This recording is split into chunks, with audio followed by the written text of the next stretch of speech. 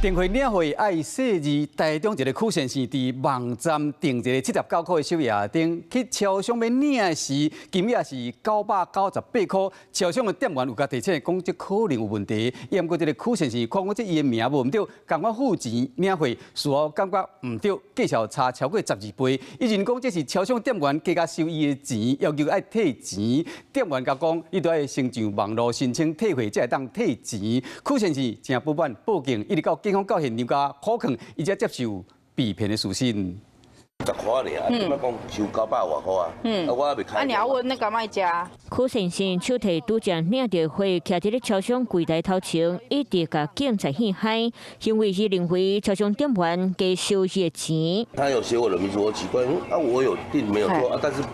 没有那么贵、啊。原來柯先生到超商領貨，看到家己的名聲就付錢，不過領到就感覺安尼唔對咧。伊伫咧網絡頂買稅台頁頂的介紹是79，不過領貨介紹卻是998，爭差12倍。當時想要退錢，超商店員講愛行包括退貨機制，才當退，互柯先生是真不滿。只要等70幾塊嚟講，加工900塊。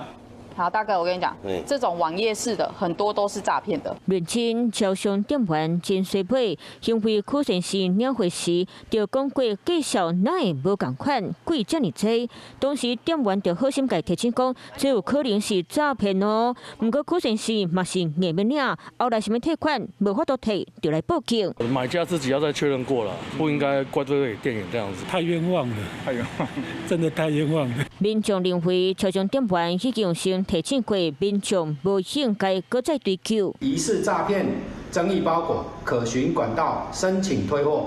警察提醒，真侪间超商规则拢共款，民众若是完成退货这个动作，什么退货就必须要透过退货流程申请，必须要等审核通过，10天内才当把钱摕到倒来。